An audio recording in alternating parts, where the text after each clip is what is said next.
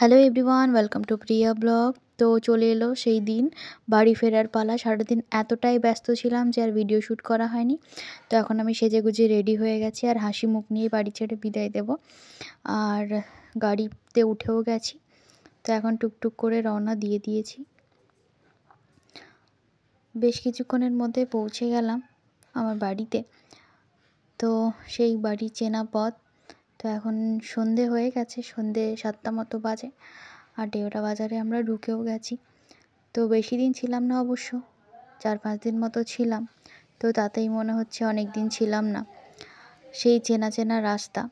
তো যাই হোক, এখন ও পৌঁছে গেছে। ও যেহেতু স্কুটি নিয়ে গেছিলো সেই জন্য আগে আগে ঢুকে গেছে।